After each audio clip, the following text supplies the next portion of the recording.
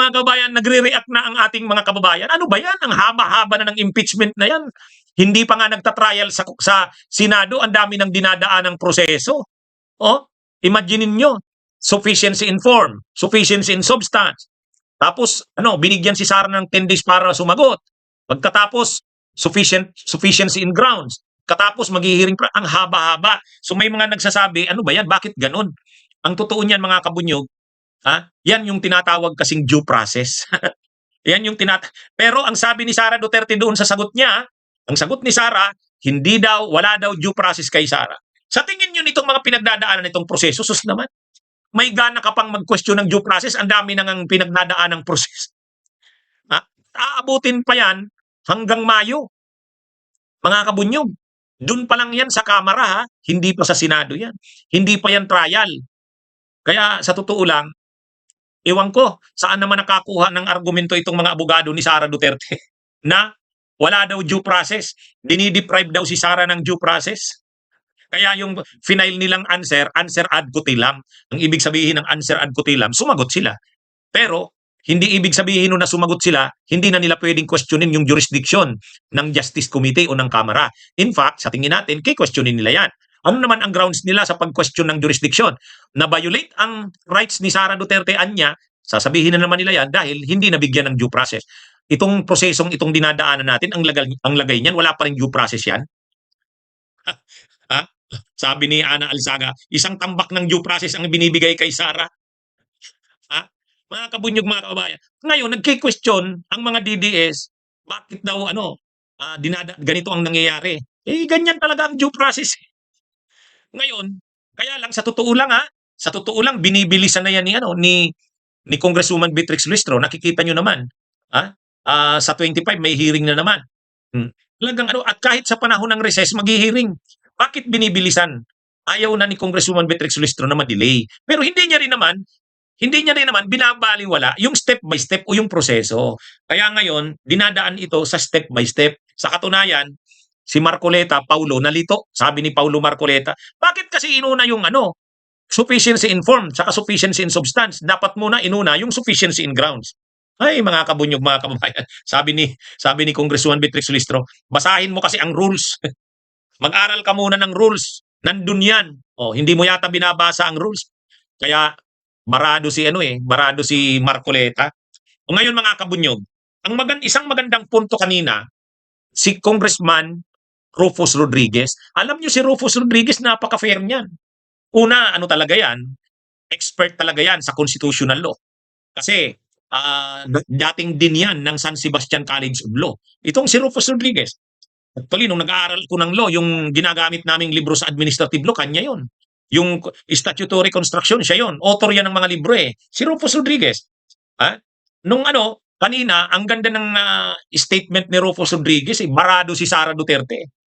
Barado. Anong sabi ni Congressman Rufus Rodriguez? Ang pinagmamalaki ng kampo ni Vice President Sara na magagaling ang mga abogado niya. At 16 po na abogado yan 16 na abogado, 16 na lawyers. Ang sabi, magagaling. Mga kilalang law firm, Narbasa, Fortune. Pagkatapos, wala namang sagot. Sabi ni Congressman Rufus Rodriguez, kilalang law firm, Narbasa sa Fortune, tapos 16 na lawyers yan. Tapos wala man lang sagot. Anong klase yan?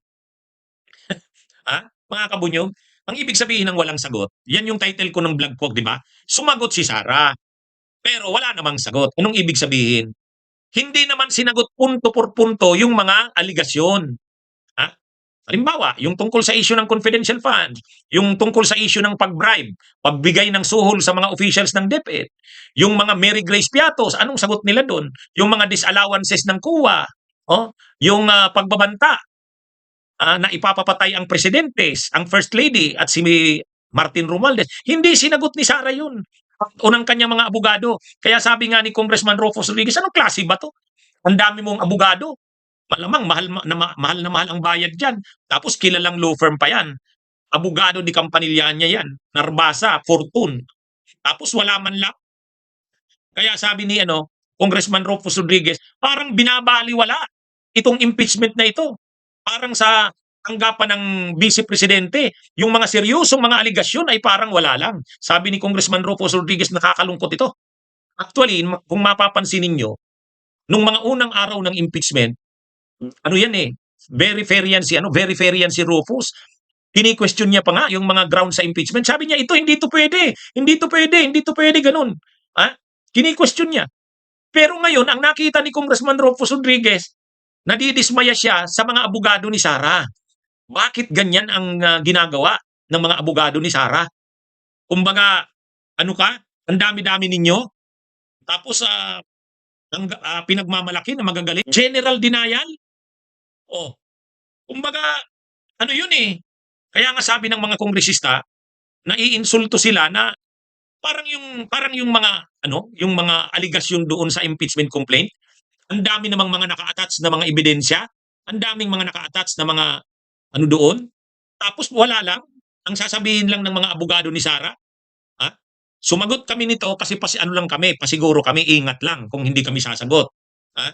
Pero hindi ibig sabihin na sumagot kami ngayon ay may jurisdiction ang kaya nga sabi, hindi na nga sinagot yung punto por punto, tapos kini-question pa ang due process at jurisdiction ng Kamara. Kaya medyo napundi si Rufus Rodriguez. Kung dati parang pinagtatanggol niya pa nung una parang kahit papaano, pinapakita niya rin yung mga kahinaan ng impeachment complaint. Pero ngayon, talagang siya, mga kabunyog, mga kababayan, hindi niya nagustuhan. Sabi ni Congressman Rufus Rodriguez, anong klaseng ito? Anong klaseng sagot ito? Ganun din yung observations ng iba pang mga kongresista.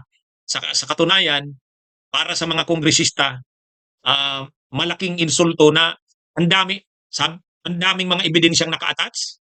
Detalyado yung mga nakaano doon, yung mga sinasabi doon sa impeachment complaint. Actually, sino pa bang nabasa kung ganyan? Si Attorney Wilfredo Garrido. Magaling din ang comment ni Attorney Wilfredo Garrido. Sabi ni Attorney Wilfredo Garrido sa kanyang Facebook post, sabi niya, anong klase itong mga abogadong ito ni Sara Duterte? Sa aming mga abogado, ang basic niyan, sasagutin mo punto por punto. Paragraph ganito. Hindi totoo yan kasi ganito-ganito yan. Ang totoo niyan ganito. Ito yung aming mga patunay diyan. Ito ang aming diyan, testigo diyan. Itong aligasyon na ito na ganito-ganito, hindi rin totoo yan. Napakalaking kasinungalingan yan. Dahil ganito ang totoo niyan. Hindi yan ganito yung ganyan. Ibig sabihin, sasagutin mo punto por punto yung mga aligasyon sa'yo. Paano mo naman sasabihin na, wala namang ebidensya, conjectures lang naman yun, hearsay lang yun. Paano mo masabing hearsay? Ang daming ebidensyang naka-attach tapos hearsay. Kaya ito, medyo, sa totoo lang, hindi makakakuha ng simpatya si Sara Duterte sa mga kongresista. Kasi ang gusto ng mga kongresista, kumbinsihin sila na talagang hindi totoo yung mga aligasyon sa kanya. Yan yung yan yung dapat sanang ginawa, ay hindi eh. General denial. Parang sinabi lang, hindi totoo yung mga aligasyon na yan. Ang totoo, hindi ako nabigyan ng due process. Ang totoo daw, double standard. Ibig sabihin, ang mga mo, sa halip na sagutin mo yung mga issue sa'yo, kung ano-ano pang mga issue, actually, lumalabas. Mas kinay-question nila yung jurisdiction, double standard daw ang nangyari, due process. Wala. Kaya ito mga kabunyog, mga kababayan. Kung pagdating sa Senado, ganyan pa rin ang style ng kampo ni Sara, ewan ko lang sa mga kongresista. Pagdating sa Senado, tapos ganyan ang gagawin nila doon, ewan ko, hindi sa kongresista, iwan ko sa mga senador. Halimbawa, senator judge ka, tapos malinaw yung mga ebidensya at mga testigo, tapos hindi sasagutin ni Sara, ay, kapag inakwit pa yan ng mga senator judges, masyado na silang garapal niyan. Di ba? Mga kabunyog, mga kababayan. Actually, tama po kayo. Ang attitude talaga ni Sara Bratinella, yung parang wala akong dyan, wala akong pananagutan dyan, wala akong sasagutin sa mga yan. Hindi sila sanay talaga sa pagsagot. Yung pinag-uusapan nating accountability of public officers, wala. Hindi nangyayari dito. Actually, may magandang punto si dating Dean Mel Santa Maria. Ang ganda ng punto niya. Ang punto niya ganito. Ang ginawa daw ni Sara, negative pregnant. Yung mga abogado ni Sara, ang depensa nila, negative pregnant. Ang problema sa negative pregnant, kahit pa dinidinay mo, pero sa totoo, inaamin mo. Kaya nga, negative, ibig sabihin dinidinay mo. Pero sa totoo, sa deny mo, mas inaamin mo. Magagamit yan na ebidensya laban kay Sara, yung negative pregna. Hindi, sa totoo lang. So, ito mga kabunyog, ang tanong, paano kung mag-file ng petisyon sa Korte Suprema ang kampo ni Sara? Kasi, the fact na ang ginawa niyang sagot ay answer ad cautelam, ibig sabihin, sumagot lang sila bilang pag-iingat, caution, as a matter of caution. Ang ibig sabihin ng ad cautelam sa Ingles, as a matter of caution. Ibig sabihin, sumagot niya sila as a matter of caution. O bilang pag-iingat, sumagot sila. Bakit sumagot? Kasi kailangan nilang sumagot kasi dinerikan silang sumagot. Baka naman malagay sila sa alanganin kung hindi sumagot. So sumagot sila as a matter of caution. Pero hindi ibig sabihin niya na hindi na nila pwedeng questionin yung mga issue tulad ng due process, jurisdiction, mga ganon. So, ang malinaw, dahil sinabi nila yan, answer ad cautelam, malamang magpipetisyon yan sa Korte Suprema. Ano ang magiging grounds? Yung mga dating grounds pa rin. Anong grounds yon? Na due process, walang due process, walang jurisdiction, nag-grave abuse of discretion, yung gano'n na naman yan. O ngayon, kapag gano'n na nag-file sa Korte Suprema, ano na ba? Mapipigil na ang impeachment? Maganda ang paliwanag diyan ni Congresswoman Beatrix Listro. At yun din yung pinapaliwanag ko nitong nakaraang mga araw. Anong paliwanag ni Congresswoman Beatrix Listro? Hindi naman yan makakaapekto kahit mag-file sila sa Korte Suprema. Maliban na lang kung mag-issue ng TRO. Kasi kapag nag-issue ng TRO ang Korte Suprema, ibig sabihin temporary restraining order, rene-restrain. Ibig sabihin pinipigilan ang Kamara na mag-proceed. Huwag niyong ituloy yan. Yun yung ibig sabihin ng temporary restraining order. Kapag nag-issue ng temporary restraining order ang Korte Suprema, kapag nag-petition ang kampo ni Sara, ayon, hindi matutuloy ang impeachment kasi may TRO. O kaya, nakalusot sa Kamara, pagdating sa Senado, naglabas ng TRO ang Korte Suprema, hindi pipigilan, i-restrain ang Senado na mag-proceed.